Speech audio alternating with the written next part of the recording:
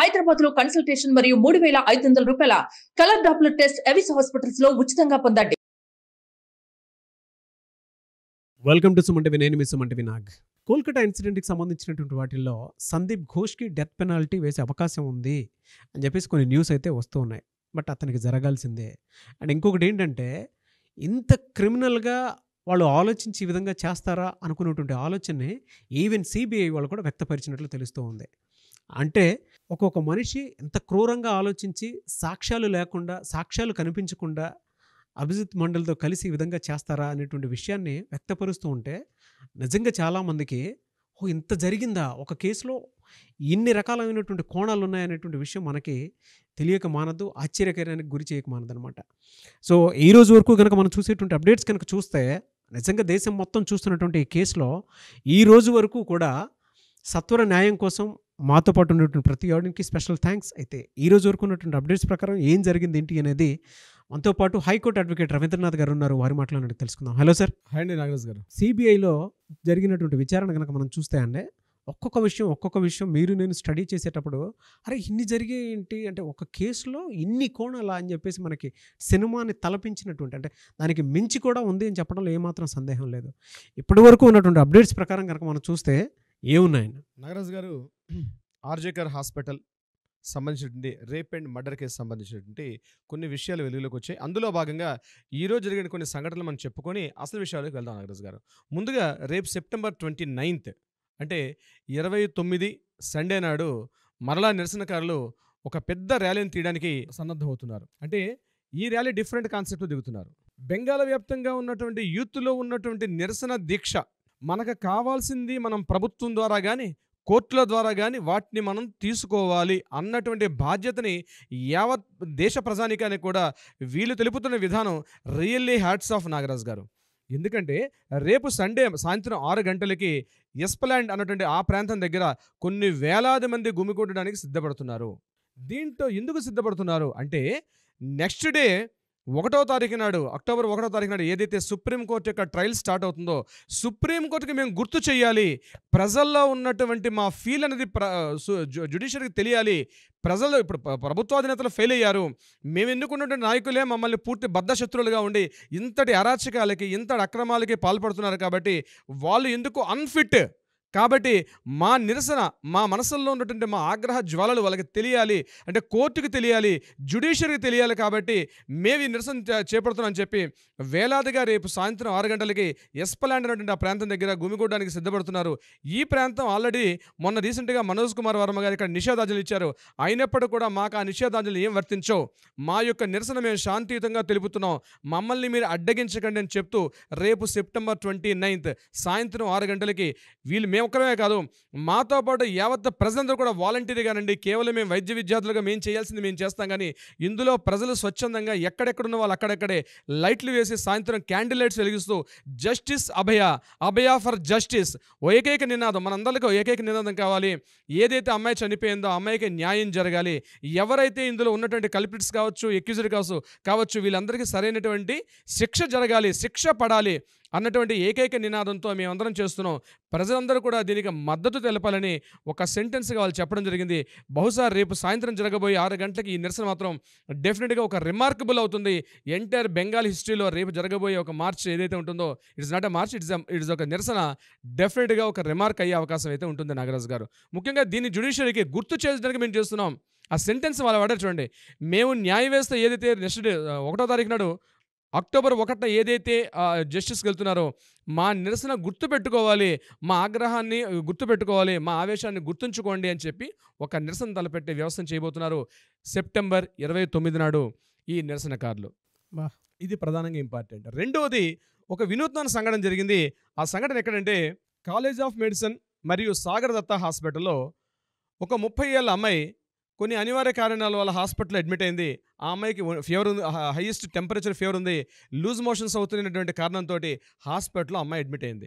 Admit అయిన 2.5 hours తర్వాత ఆ అమ్మాయి చనిపోయింది. చనిపోతే ఆమెతో వచ్చినటువంటి బంధువులందరూ కూడా సుమారుగా ఒక 20 మంది కలిసి మూకుముడగా ఈ సాగర్ దత్తా హాస్పిటల్ మీద అటాక్ చేసి చాలామంది జూనియర్ డాక్టర్స్ మీద చేయి చేసుకునే పరిస్థితి వచ్చింది. చాలామందిని కొట్టారు. ఇది చిన్న విషయం కాదు. దీన్ని చాలా సీరియస్గా తీసుకున్నటువంటి జూనియర్ డాక్టర్స్ యొక్క బృందం ఇది మేము ఆల్రెడీ చెప్తున్నాము. ప్రతి హాస్పిటల్లో గవర్నమెంట్ ఆధ్వర్యంలో నడుస్తున్నట్టు ప్రతి హాస్పిటల్లో మాకు సెక్యూరిటీ లేదు, మమ్మల్ని సెక్యూరిటీ ప్రొటెక్ట్ చేయకపోతే మేము మా విధుల్ని సరిగ్గా నిర్వర్తించుకోలేమని చెప్పి ఎప్పటికప్పుడు ప్రభుత్వాన్ని హెచ్చరిస్తున్నప్పుడు కూడా వాళ్ళు దీన్ని సరైన విధానంలో సరైన పందాలు నడిపించలేక ఏదో జస్ట్ ఒక తూతూ మంత్రంగా ఒక కమిటీ వేసి విడిచిపెడుతున్నారు తప్పించి దీన్ని ఎక్కడ వాళ్ళు క్లియర్గా చేసుకోవట్లేదు అని వాళ్ళు ఎప్పుడే చెప్పడం జరిగింది. దీన్ని రీసెంట్గా ఆల్రెడీ చెప్తున్నారు. ఈరోజు కొంతమంది జూనియర్ వైద్యాధికారులు కొంతమంది గాయాలు పాల్పడిన సంఘటన కూడా జరిగింది. ఎప్పుడైతే సిఎస్ఎఫ్ జవాన్లు ఎప్పుడైతే వచ్చింది ఈ దాడిని అడ్డుకోకపోతే ఇంకా దారుణమైన కొంచెం ఆ హాస్పిటల్లో జరిగేది. సో దీన్ని ఇమీడియట్గా మమతా బెనర్జీ ప్రభుత్వానికి వాళ్ళు చెప్తూ ఇటువంటి దుశ్చర్యగా ఇంకో సందర్భంలో జరగలిగితే మేము డెఫినెట్గా మొత్తం రాష్ట్ర వ్యాప్తంగా ర్యాలీని నిర్వహిస్తాము. మీ పార్టీ మీద మీరు ఒక స్టేట్ హెల్త్ మినిస్టర్గా మీరు ఉంటూ కూడా మీరు పూర్తిగా ఫెయిల్ అయ్యారు కాబట్టి మీరు దీన్ని ఇప్పుడు ఫుల్ స్టాప్ పెట్టాల్సిన బాధ్యత ఉందని నిరసనకారులు గట్టి వాయిస్తో హోరెత్తి చెప్పడం జరిగింది. నాగరాజ్ గారు, అభిజిత్ మండల్ సందీప్ ఘోష్తో పాటు అరెస్ట్ అయిన అభిజిత్ మండల్ కూడా హెల్త్ ఆరోగ్యం బాగాలని చెప్పి నిన్న హుటాహుటిని ఆయనకి హాస్పిటల్ అడ్మిట్ చేయడం జరిగింది. ఆయనకి ఆల్రెడీ హాస్పిటల్లో ట్రీట్మెంట్ జరుగుతోంది. ఈ విషయంలో ఉంటే మరొక ముఖ్యమైనటువంటి విషయం, సందీప్ ఘోష్కి పూర్తిగా డెత్ పెనాల్టీ ఉరిశిక్ష ఖరారు అన్నటువంటి పవనాలు ఆల్రెడీ వీస్తున్నాయి. ఆల్మోస్ట్ కన్ఫర్మ్ అయింది. సందీప్ ఘోష్ అనే వ్యక్తి కీలకమైన సూత్రధారి, పాత్రధారి అంతా కూడా సందీప్ ఘోష్ అని చెప్తూ total entire Bengal news magazines అన్నీ కూడా సందీప్ ఘోష్ యొక్క ప్రధాన నిందితుడు, ఇతనికి ఉరిశిక్ష ఖాయం, రేపు అక్టోబర్ 1 రిలీజ్ అవబోతున్నటువంటి ఏదైతే తీర్పుల్లో సుప్రీంకోర్టు ట్రయల్స్లో భాగంగా ఆల్రెడీ అక్కడ కన్ఫర్మేషన్ వచ్చే అవకాశం ఉంది. ఎట్ ద సేమ్ టైం ఏదైతే స్టేట్ హైకోర్టులో సందీప్ ఘోష్ షెల్డా కోర్టులో ఏదైతే న్యాయ విచారణ జరుగుతుందో దీనికి సంబంధించి సీల్డ్ కవర్లోని ఇన్ఫర్మేషన్ కూడా సందీప్ ఘోషే పూర్తిగా బాధ్యుడు అనే విషయం మీద ఉరిశిక్ష ఖరారు, no doubt it all, death penalty is the confirmed అన్న విషయం టోటల్ ఎంటైర్ బెంగాల్ వ్యాప్తంగా న్యూస్ మ్యాగజైన్స్ అన్నీ కూడా కన్ఫర్మేషన్ చేశాయి. ఆల్రెడీ మనకు కావాల్సిన జ్యుడిషియరీ ఇవ్వాల్సిన జడ్జిమెంట్ కన్నాను బిఫోర్ జడ్జిమెంట్ వచ్చినట్టుగా రేపు చాలామంది ఈ నిరసనలో భాగంగా చాలామంది కొవ్వొత్తులు క్యాండిల్ లైట్ వెలిగించి పూర్తిగా ఒక దుర్మార్గుడు చనిపోతాడు, ఒక మహిషాసుర మర్దిని దుర్గా నవరాత్రుల్లో భాగంగా మహిషాసుర మర్దిని సంహారం ఏదైతే జరిగిందో అలాంటి రాక్షసుడిని ఈ దుర్గామాత అవతారైనటువంటి అభయ పూర్తిగా సంహరించింది అన్నటువంటి ఒక ప్యానిక్ సిచ్యువేషన్లోకి ఎంటైర్ వెస్ట్ బెంగాల్ వ్యాప్తంగా ముందే సంబరాలు జరుపుకునే పరిస్థితి వచ్చింది. దీనిలో భాగంగా మాకు దుర్గా నవరాత్రులు కూడా అవసరం లేదు, ఇప్పుడు జరుగుతున్న సంఘటన మాకు దుర్గా మంచ్ అంటారు దీన్ని.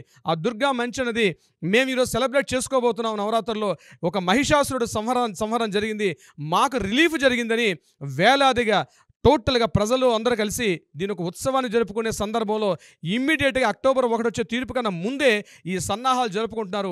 సో ఇదంతా చూస్తుంటే మనకు తెలిసిన విషయం ఏంటంటే సందీప్ ఘోష్కి ఉరిశిక్ష ఖరారు అన్నది బహుశా 100కి 99.999 కన్ఫర్మేషన్ వచ్చింది.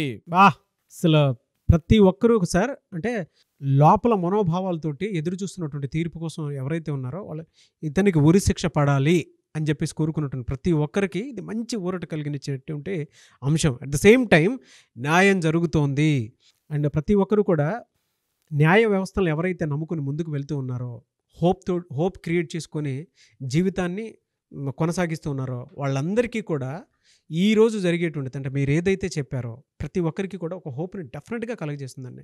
ఎందుకు అనంటే న్యాయం ఇంకా బతికే ఉంది అని చెప్పేసి చెప్పడంలో ఏమాత్రం సందేహం లేదు. మేరా భారత్ మహాన్ అని చెప్పేసి చెప్తూ ఉంటారు కదా.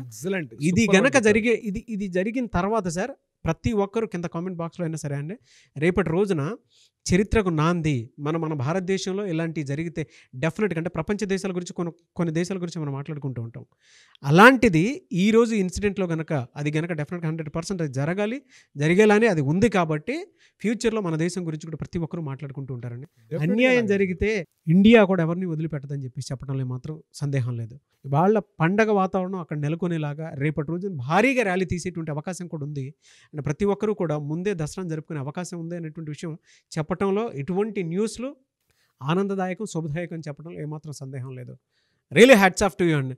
అంటే మీరు స్టడీ చేసినటువంటి ప్రతి విషయం కూలంకషంగా మన తెలుగు రాష్ట్రాల్లో ఉండేటువంటి మన తెలుగు ఆడియన్స్కి ఈ విషయాన్ని అందజేయటం అనేది నిజంగా ఇందులో నేను ఉంటాం అనేది నేను చాలా ప్రౌడ్గా ఫీల్ అవుతున్నాను మన ఆడియన్స్తో పాటు. సందీప్ ఘోష్ ఈ సిచ్యువేషన్కి దారితీసే పరిస్థితులు బహుశా ఈ లెంగ్తీ వీడియో అవుతుంది కాబట్టి నెక్స్ట్ వీడియోలో ఎక్స్క్లూజివ్గా సందీప్ ఘోష్ ఆయన ప్రయాణం ఎక్కడ మొదలైంది, ఏ దిశగా మలుపులు తిరిగింది, ముందుగా అనుకున్నటువంటి సంజయ్ రాయ్ ప్రధాన నిందితుడు అనుకున్నారు, కానీ కంటిన్యూస్గా డే బై డే చూస్తుంటే నాగరాజు గారు సంజయ్ రాయ్ నాడు స్క్రీన్ నుంచి పక్కకి వెళ్ళిపోయాడు, పూర్తిగా సందీప్ ఘోష్ పైకి వచ్చాడు. సందీప్ ఘోష్ మీద కూడా ఫస్ట్ ఇట్స్ వెరీ ఇంట్రెస్టింగ్ అంటే సందీప్ ఘోష్ మీద దీనికి సంబంధించిన ఎఫ్ఐఆర్ నమోదు కాలేదు. టోటల్ స్టార్ట్ అయింది ఏంటి, ఆర్థిక అవకతవకలు, ఫినాన్షియల్ ఇర్రెగ్యులారిటీస్, దాని తర్వాత అక్రమార్జన కేసులు, ఎన్ఫోర్స్మెంట్ డైరెక్టర్ యొక్క దాడులు, ఇవి జరిగాయి.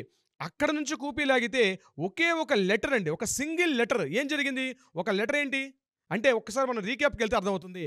రీరైట్ చేసినటువంటి లెటర్, రీరైట్ చేసే లెటర్, మెయిన్ లెటర్ ఎక్కడంటే ఇక్కడ జరుగుతున్నటువంటి ఇమీడియట్గా డిమాలిషన్ ఎక్కడ చేస్తున్నామో ఈ పీడబ్ల్యూడీకి రాసిన లెటర్, ఈ పీడబ్ల్యూడీకి ఆయన హ్యాండ్ రైటింగ్తో రాసిన లెటర్, ఇమీడియట్గా ఇక్కడికి వచ్చి వర్క్ స్టార్ట్ చేయండి అన్న లెటర్ తోటి సిబిఐ వాళ్ళు అక్కడ నుంచి తీగలాగితే డొంకంతా కదిలినట్టుగా అక్కడ మొదలు పెట్టారు. ఇతను అంత ఇంట్రెస్ట్గా ఇమీడియట్గా పీడబ్ల్యూడీ వర్క్స్కి ఎందుకు లెటర్ రాశారు అన్నది అక్కడ స్టార్ట్ అయినటువంటి ఎంక్వైరీ మెల్లమెల్లగా ఈయన అక్రమార్జన కేసుల నుంచి దారి మళ్లించి కంప్లీట్గా ఈయన వైపు ఎంక్వైరీ స్టార్ట్ అయింది.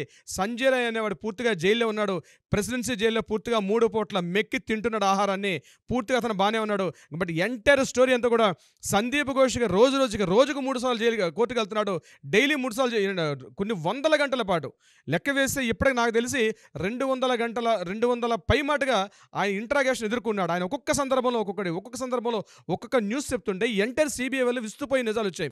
రీసెంట్గా మనం నిన్న చెప్పుకున్న వీడియోలు ఏంటంటే సందీప్ ఘోష్ తన ఆపరేషన్ థియేటర్ని ఒక అడ్డాగా చేసుకొని, ఒక మాఫియా అడ్డాగా చేసుకొని ఇన్ని దుశ్చర్యలకు పాల్పడ్డాడు. అక్కడ అభయ ఏ రకంగా ఇన్ఫర్మేషన్ అంటే చిన్నది మనకి రిపబ్లిక్ టీవీలో వచ్చినట్టు ఒక చిన్న ఇన్ఫర్మేషన్ తోటి మనం ముందుకెళ్ళాం నాగరాజు గారు. సో యాక్చువల్గా మనకి హైలైట్ చేసింది అక్కడ అనమాట. ఏం జరిగింది అక్కడ, ఎక్కడైతే అభయ అన్న అమ్మాయి కంప్లీట్గా ఆ ప్రాంతానికి వెళ్ళింది, ఆ జరుగుతున్నటువంటి వ్యవస్థను మొత్తం కూడా వీడియో క్యాప్చర్ చేసింది. ఈ వీడియోని ఇవ్వమని చెప్పి తను ప్రెజెంట్ చేశాడు. ఇమీడియట్గా ప్రసూన్ చటర్జీ ఈ మీద ఫిజికల్ హెరాస్మెంట్ చేశాడు అన్న విషయం అక్కడ ఆగింది. సో ఇప్పుడు ఈ కేసులో ఎవరైనా ముక్కుముడిగా పార్టిసిపేట్ చేశారా, ఎవరో ప్లాన్ ప్రకారం అభయ మీద దాడి జరిగింది, ఏ రకంగా జరిగింది, విత్ టైమింగ్స్తో సహా టైం లైన్తో సహా ఏ రకంగా ఎంతమంది ప్రణాళికలు వేశారు. ఎందుకంటే ఆ రోజు సంఘటన జరిగిన సమయానికి సందీప్ ఘోష్ కన్నా ముందే వెస్ట్ బెంగాల్ లాబీలో నుండి కీలకమైన అవిగ్డే మొదలుకొని చాలామంది విరూపాక్ష బిశ్వాస్, అవిగ్డే మొదలైన కీలకమైన వ్యక్తులు 14 కిలోమీటర్ల డిస్టెన్స్ ఉన్న వ్యక్తులు సందీప్ ఘోష్ జస్ట్ 2 కిలోమీటర్స్ రావాల్సిన ఇతన్ని రీచ్ అవ్వకుండా 14 కిలోమీటర్ల ఉన్న వ్యక్తులు వచ్చి ఆ యొక్క సంఘటన స్థలాన్ని క్యాప్చర్ చేయడం, అక్కడ పూర్తిగా వాళ్ళు దాన్ని క్యాప్చర్ చేసి ఆ ప్రాంతాన్ని సాక్ష్యాధారాలను పూర్తిగా రూపుమాపేయాలి అని ఏకైక దీంతో వాళ్ళు చేసినటువంటి అరాచకం ఇంత అంతా కాదు నాగరాజు గారు. నిజంగా సిబిఐ వాళ్ళకి మనం ఈ విషయంలో హ్యాట్స్ ఆఫ్ చెప్పుకోవాలి. ప్రజలు ఉవ్వెత్తున ఎగుస్తుంది. సిబిఐ ఇంట్రాగేషన్ దర్యాప్తు సంస్థ సరైన దిశలో చేయట్లేదు, సిబిఐ ముత్తుకుంటున్నారు. లేదు ఇక్కడ సాక్ష్యాధారాలు తారుమారైపోయి మొత్తం ట్యాంపరింగ్ జరిగింది, మాకు హ్యాండ్ ఓవర్ చేసేసరిగా 4 days అయిపోయింది, అప్పుడే సార్ సిబిఐ వాళ్ళ ఇంట్రాగేషన్ బయటపడేది. అన్ని సాక్ష్యాలు అంటే సిబిఐ ఎందుకు, లోకల్ పోలీసులను చేస్తారు. ఇంట్రాగేషన్ చేసేట వాళ్ళకి ఇన్వెస్టిగేషన్ చేసేసరికి ఆధారాలు లేవు, ఎటువంటి ఎవిడెన్స్ లేవు. మనం ఫస్టే చెప్పాం, ఆ లేడీ సిబిఐ ఆఫీసర్ ఒక లేడీ వచ్చారని చెప్పి, షీఈస్ ద పర్ఫెక్ట్ వర్కింగ్ చేస్తుంది ఆవిడ మరోసారి ప్రూవ్ చేసుకున్నారు. ఈ సందర్భంగా ఏదైతే ఈ కేసు ట్యాంపరింగ్ జరిగిందో సాక్ష్యాలు లేని విషయంలో మళ్ళా సాక్ష్యాలని మళ్ళీ రీకలెక్ట్ చేసి సిబిఐ రేపిచ్చే సీల్డ్ కవర్ల ఇన్ఫర్మేషన్ ఏదైతే ఉందో డెఫినెట్గా మీరు ఇందాక చెప్పినట్టుగా ఒక చారిత్రాత్మకమైన తీర్పుకి ముందుకు వచ్చింది. దీంట్లో ముందుగానే సీజీఐ వాళ్ళు న్యూస్ కూడా రిలీజ్ చేశారు. మేము ఇప్పటి వరకు మన సీజీఐ మీరు కూడా చూసుకోవచ్చు, ఆన్లైన్లో దొరుకుతుంది, www.cga.gov.in. అంటే సుప్రీంకోర్టు మేము ఇచ్చినటువంటి చారిత్రాత్మకమైన తీర్పుల కోసం వెబ్ పేజీలో మేము కంప్లీట్గా ఒక పేజ్ క్రియేట్ చేసాం. ఎవరైనా కావాలనుకుంటే ఈ సైట్లోకి రండి, ఇక్కడ పూర్తిగా మేము ఇచ్చిన చారిత్రాత్మకమైన తీర్పులు మీరు ఇక్కడ చూడవచ్చు అని చెప్పి ఈరోజు సుప్రీంకోర్టు ఒక ఇన్ఫర్మేషన్ క్లియర్ చేయడం జరిగింది. అంటే రేపు జరగబోయే తీర్పుకి వాళ్ళు కూడా ఉత్సాహంగా ఉన్నారు, ఏం జరగబోతుంది. సో పబ్లిక్ని కూడా ఒక పార్ట్ ఆఫ్ ద పబ్లిక్ని కూడా చేసుకుంటారు.